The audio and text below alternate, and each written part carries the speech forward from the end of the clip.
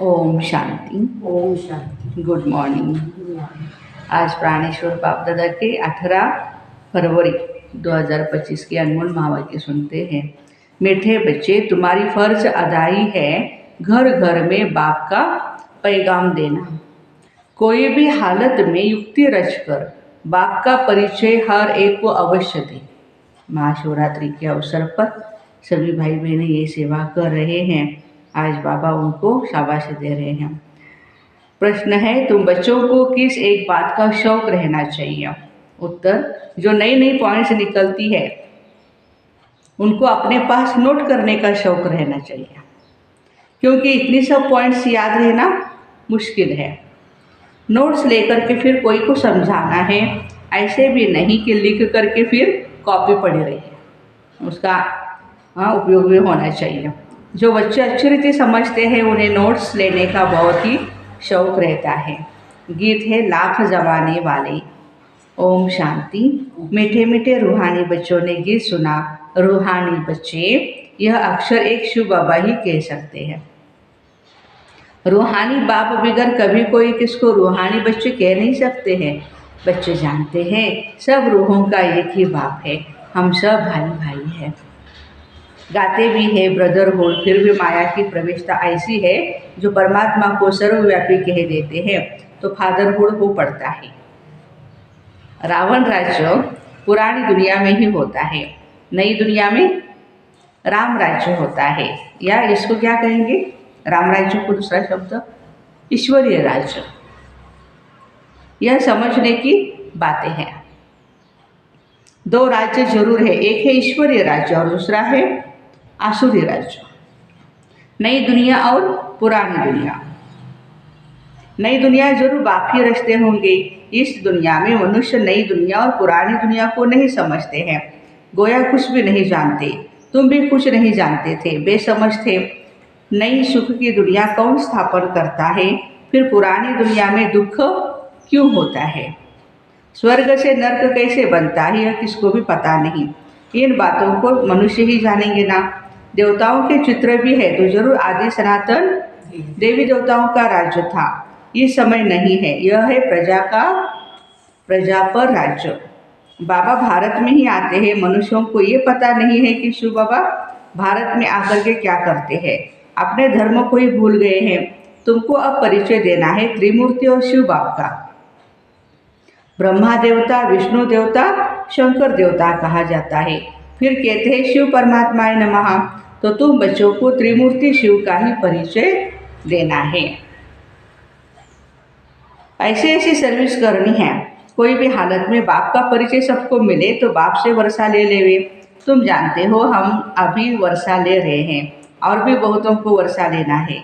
हमारे ऊपर फर्ज अदाई है, हमारा कर्तव्य है, कौन सा जिम्मेवारी है हमारी, घर घर में बाप का पैगाम देने की। वास्तव में मैसेंजर एक बाप ही है। बाप अपना परिचय तुमको देते हैं, तुमको फिर औरों को बाप का परिचय देना है, बाप की नॉलेज देनी है। मुख्य है त्रिमूर्ति शिव, इनका ही कोट ऑफ आर्म्स बनाया जाता है। 4 शेर दिखाते हैं ना वो, तो बाबा कहते हैं गवर्नमेंट इनका अर्थ यथार्थ नहीं समझती। उसमें चक्र भी दिखाते हैं, चरखे मिशन, और फिर लिखा है सत्यमेव जयते। इनका अर्थ तो निकलता नहीं। यह तो संस्कृत अक्षर है और बाप तो है ही सत्य, ट्रुथ। सत्यम शिवम सुंदरम। सुंदर क्यों है? वो सत्य है इसलिए। वह जो समझाते हैं उससे तुम्हारी विजय होती है सारे विश्व पर। बाबा कहते हैं मैं सच कहता हूँ, तुम इस पढ़ाई से सच नारायण बन सकते हो। वो लोग क्या क्या अर्थ निकालते हैं वह भी उनसे पूछना चाहिए। बाबा तो अनेक प्रकार से समझाते हैं। जहाँ तहाँ मेला लगता है, जहाँ भी नदियों का, वहाँ नदियों पर भी जाकर के समझाओ। अभी कुंभ मेला चल रहा है ना, कितनी सेवाएं कर रहे हैं हमारे बाबा के बच्चे। चल रहा है। पतित पावन गंगा तो हो ही नहीं सकती है। नदियाँ सागर से ही निकली हुई है, वो है पानी का सागर। उनसे पानी की नदियाँ निकलती हैं। ज्ञान सागर से ज्ञान की नदियाँ निकलती है। तो माताओं में अब ज्ञान है। गोमुख पर जाते हैं ना, उनके मुख से पानी निकलता है। समझते ही गंगा का जल है। इतने पढ़े लिखे मनुष्य समझते नहीं कि गंगा जल कहाँ से निकलेगा। शास्त्रों में है कि बाण मारा और गंगा निकल आई। अब यह है ज्ञान की बातें। ऐसे नहीं अर्जुन ने बाण मारा है और गंगा निकल आई है। कितना दूर दूर तीर्थों पर जाते हैं, कहते हैं शंकर के जटाओं से गंगा निकली, जिसमें स्नान करने से मनुष्य से परी बन जाते हैं, मनुष्य से देवता बन जाते हैं। यह भी परी मिश्र है ना। अब तुम बच्चों को बाप का ही परिचय देना है, इसलिए बाबा ने यह चित्र बनवाए हैं। त्रिमूर्ति शिव के चित्र में सारी नॉलेज है। सिर्फ उन्हों के त्रिमूर्ति के चित्र में नॉलेज देने वाले शिव का चित्र नहीं है, नॉलेज लेने वाले का चित्र है। अभी तुम त्रिमूर्ति शिव के चित्र पर समझाते हो। ऊपर है नॉलेज देने वाला। ब्रह्मा को उनसे नॉलेज मिलती है जो फिर फैलाते हैं। इसको कहा जाता है ईश्वर के धर्म की स्थापना की मशीनरी। यह देवी देवता धर्म बहुत सुख देने वाला है। तुम बच्चों को अपने सत्य धर्म की पहचान मिली है। तुम जानते हो हमको भगवान पढ़ाते हैं तो तुम कितना खुश होते हो। बाबा कहते हैं तुम बच्चों की खुशी का पारावार नहीं होना चाहिए, क्योंकि तुम्हें पढ़ाने वाला स्वयं भगवान है। भगवान तो निराकार शिव है, न कि श्री कृष्ण। बाप बैठ समझाते हैं सर्व का सद्गति दाता एक ही परमात्मा है। सद्गति सतयुग को कहा जाता है और दुर्गति कलयुग को कहा जाता है। बरोबर। नई दुनिया को नई, पुरानी दुनिया को पुरानी कहेंगे। मनुष्य समझते अभी दुनिया को पुराना होने में 40,000 वर्ष चाहिए। कितना मूझ पड़े हैं। सिवाय बाप के इन बातों को कोई नहीं समझते। बाबा कहते हैं मैं तो बच्चों को राजभाग्य दे बाकी सबको घर ले जाता हूँ। जो मेरे मत पर चलते हैं वह देवता बनते हैं। इन बातों को तुम बच्चे ही जानते हो। यह नया कोई क्या समझेगा बाबा की बातों को। तो मालियों का कर्तव्य है बगीचा लगा करके तैयार करना। बहनों को बाबा ने सेवा दी। भगवान तो डायरेक्शन देते रहते हैं, ऐसे नहीं बाबा कोई नयों से मिल करके ज्ञान देगा। यह काम मालियों का है। समझो बाबा कलकत्ते में जाए तो बच्चे समझेंगे हम अपने ऑफिसर को फलाने मित्र को बाबा के पास ले जाए। बाबा कहेंगे वो तो कुछ समझते नहीं, खाली देखेंगे कि भाई कोई तो आदमी बैठा हुआ है, लेकिन ब्रह्मा बाबा के तन में शिव बाबा जो आए हैं उनको नहीं पहचान सकेंगे। जैसे बुद्धू को सामने ले आ करके बिठाएंगे, इसलिए बाबा कहते हैं नए को कभी बाबा के सामने लेकर के नहीं आओ। ये तो मालियों का काम है, न कि बागवान का। माली का काम है बगीचे को लगाना। बाप तो डायरेक्शन देते हैं ऐसे ऐसे करो, इसलिए बाबा कभी नए से नहीं मिलता है। परंतु कहाँ मेहमान होकर के आते हैं घर में तो कहते दर्शन करें। आप हमको क्यों नहीं मिलने देते हो। शंकराचार्य आदि के पास मिलने के लिए कितने जाते हैं। आजकल शंकराचार्य का भी बड़ा मर्तबा है, पढ़े लिखे हैं, फिर भी जन्म तो विकार से ही लेते हैं ना। ट्रस्टी लोग गद्दी पर कोई को भी बिठा देते हैं। सबकी मत अपनी अपनी है। बाबा खुद आकर के बच्चों को अपना परिचय देते हैं कि मैं कल्प कल्प इस पुराने दर में आता हूँ। यह भी अपने जन्मों को नहीं जानते। शास्त्रों में तो कल्प की आयु लाखों वर्ष लगा दी है। मनुष्य तो इतने जन्म ले नहीं सकते। फिर जानवर आदि की भी योनियां मिलाकर के 84 लाख बना दी हैं। मनुष्य तो सुनते हैं, सब सत सत सत सत सत सत करते रहते हैं जो भी सुनते हैं। शास्त्रों में तो सब है भक्ति मार्ग की बातें। कलकत्ते में देवियों की बहुत शोभावान सुंदर मूर्तियां बनाते हैं, सजाते हैं, फिर उनको डुबो देते हैं। यह भी गुड़ियों की पूजा करने वाले बेबीज ठहरे, बिल्कुल इनोसेंट। तुम जानते हो यह है नर्क। स्वर्ग में तो बहुत अथाह सुख थे। अभी भी कोई मरता है तो क्या कहते हैं, फलाना स्वर्ग पधारा। तो जरूर कोई समय स्वर्ग था, अब नहीं है। नर्क के बाद फिर जरूर स्वर्ग आएगा। इन बातों को तुम बच्चे ही जानते हो। मनुष्य तो रेचक भी नहीं जानते। तो नया कोई बाबा के सामने बैठ क्या करेंगे। इसलिए माली चाहिए जो पूरी परवरिश करे।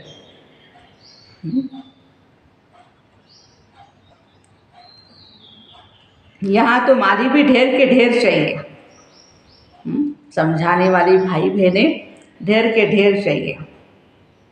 मेडिकल कॉलेज में कोई नया जा कर के बैठेगा तो समझेगा कुछ भी नहीं, यह नॉलेज भी नहीं है। बाप कहते मैं आया हूँ सबको पावन बनाने, मुझे याद करो तो तुम पावन बन जाएंगे।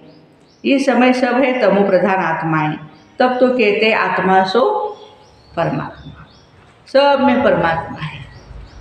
तो बाप थोड़े ही बेटा ऐसे ऐसे उसे माथा मारेगा। यह तो तुम्हारियों का काम है। क्या काम है? कांटों को फूल बनाना। तुम जानते हो भक्ति है रात और ज्ञान है दिन। गाया जाता है ब्रह्मा का दिन, ब्रह्मा की रात। प्रजापिता ब्रह्मा के तो जरूर बच्चे भी होंगे ना। कोई को इतना भी अकल नहीं है जो इतने ब्रह्मा कुमार कुमारियाँ हैं, इनका ब्रह्मा कौन है? अरे प्रजापिता ब्रह्मा तो मशहूर है, उन द्वारा ही ब्राह्मण धर्म स्थापन होता है। कहते भी है ब्रह्मा देवताय नमः। बाप तुम बच्चों को ब्राह्मण बनाए फिर देवता बनाते हैं। जो नए नए पॉइंट्स निकलती है उनको अपने पास नोट करने का शौक बच्चों में रहना चाहिए। जो बच्चे अच्छी रीति समझते हैं उन्हें नोट्स लेने का बहुत शौक होना चाहिए। जैसे स्वामी विवेकानंद भी देखो, जहाँ जहाँ भी जाते थे अच्छे अच्छे पॉइंट्स मिले नोट कर लेते थे। उनकी जेब में डायरी पेन रहता ही था हमेशा। तो बाबा कहते ये होशियार बच्चों की निशानी है। नोट्स लेकर के फिर कोई को समझाना है, ऐसे नहीं कि लिख करके कॉपी पड़ी रहे। नई नई पॉइंट्स मिलती रहती है तो पुरानी पॉइंट्स की कॉपियाँ पड़ी रहती है। स्कूल में भी पढ़ते जाएंगे, पहले दर्जे वाली किताब पड़ी रहती है। जब तुम समझाते हो तो पिछाड़े में यह समझाओ कि मन मना भव, बाप को और सृष्टि चक्र को याद करो। मुख्य बात है माम एकम याद करो। इसको योग अग्नि कहा जाता है। भगवान है ज्ञान का सागर, मनुष्य है शास्त्रों का सागर। बाप कोई शास्त्र नहीं सुनाते हैं, वह भी शास्त्र सुनाए तो बाकी भगवान और मनुष्य में क्या फर्क रहेगा? बाबा कहते हैं इन भक्ति मार्ग के शास्त्रों का सार मैं तुमको समझाता हूँ। वह मुरली बजाने वाले सर्प को पकड़ते हैं तो उसके दांत निकाल देते हैं। बाप भी विष पिलाना तुमसे छुड़ा देते हैं। देखो ये जो काम क्रोध लोभ विकार है ये क्या है? सारे विष है, पॉइजन है। तो बाबा भी हमारे ये विष हमारे अंदर की जो आत्मा के अंदर है काम क्रोध आदि विकार उसको निकाल देते हैं। इसी विष से ही मनुष्य पतित बने हैं। बाबा कहते हैं इनको छोड़ो, जिसे नुकसान हुआ है आज तक तो फिर भी नहीं छोड़ते हैं। बाप गोरा बनाते हैं फिर गिर करके काला मोह कर लेते हैं। बाबा आए हैं तो बच्चों को ज्ञान चिता पर बिठाने के लिए, तो सभी बच्चे ज्ञान चिता पर बैठ गए हैं ना। ज्ञान चिता पर बैठने से तुम विश्व के मालिक बनते हो, जगत के मालिक बनते हो, जगत जीत बन जाते हो। अच्छा, मीठे मीठे सिक्के लदे बच्चों प्रति माता पिता बाप दादा का याद प्यार और गुड मॉर्निंग।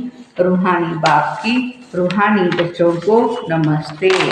हम रूहानी बच्चों की रूहानी माता पिता बाप दादा को याद प्यार गुड मॉर्निंग और नमस्ते। वाह बाबा वाह, शुक्रिया बाबा शुक्रिया। धारणा के लिए मुख्य सार, सदा खुशी रहे हम सत धर्म की स्थापना के निमित्त है। स्वयं भगवान हमें पढ़ाते हैं। हमारा देवी देवता धर्म बहुत ही सुख देने वाला है, ये बातें याद रखें। माली बन कांटों को फूल बनाने की सेवा करनी है।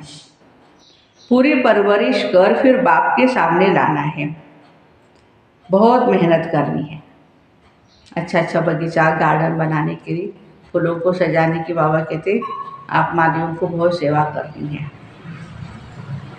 वरदान है पुरानी देह और दुनिया को भूलने वाले, पुरानी देह और दुनिया को भूलने वाले बाप दादा के दिल तख्त नसीन भव। संगम युगी श्रेष्ठ आत्माओं का स्थान है ही बाप दादा का दिल तख्त। कोई आपको पूछा आप कहाँ रहते हो, किसी शहर का नाम नहीं बताना, यही बताना है हम बाप दादा के दिल तख्त पर रहते हैं। ऐसा तख्त सारे कल्प में नहीं मिल सकता है। विश्व के राज्य का व स्टेट के राज्य का तख्त तो मिलता रहेगा, लेकिन यह तख्त नहीं मिलेगा। फिर यह इतना विशाल तख्त है ना, इस तख्त पर चलो फिरो, खाओ पियो सो, लेकिन सदा तख्त नशीन रह सकते हो। जो बच्चे सदा बाप दादा के दिल तख्त नशीन रहते हैं, परमात्मा का दिल जिन्होंने जीता हुआ है, वे इस पुरानी देह व देह की दुनिया से विस्मृत रहते हैं।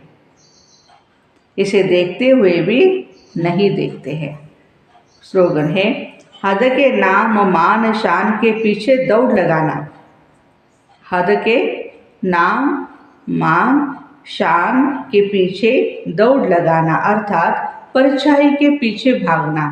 परछाई तो हाथ में नहीं आएगी, और जिसके साथ ले भाग रहे वो भी हाथ में नहीं आएगा। अव्यक्त इशारे, एकांत प्रिय बनो, एकता और एकाग्रता को अपनाओ। जैसे कोई भी नई इन्वेंशन अंडरग्राउंड जाने से कर सकते हैं, भूमिगत होना पड़ेगा उसके लिए, या कहे बिल्कुल साइलेंस में जाना पड़ेगा, वैसे आप भी जितना अंडरग्राउंड अर्थात अंतर्मुखी रहेंगे, उतना नई नई इन्वेंशन व योजनाएं निकाल सकेंगे। अंडरग्राउंड रहने से एक तो वायुमंडल से बचाव हो जाएगा, जो अभी विकारी वायुमंडल है उससे बचाव हो जाएगा, और दूसरा एकांत प्राप्त होने के कारण मनन शक्ति भी तीव्र बढ़ेगी। जितने भी चर्निंग पावर है हमारी बढ़ती जाएगी। तीसरा, कोई भी माया के विघ्नों से सेफ्टी का साधन बन जाता है। ये 3 फायदे अंडरग्राउंड होने के बाबा ने बताए हैं। एक, वायुमंडल से बचाव होगा, दूसरा मनन शक्ति बढ़ेगी, और तीसरा है कितने भी विघ्न आए वो सेफ्टी का साधन हमारा बन जाएगा। इसलिए बाबा कहते अंडरग्राउंड रहो। तो ऐसे पुरानी देह और दुनिया को भूलने वाले बाप दादा के दिल तक नसीन भाई बहनों को ओम शांति। Have a nice day.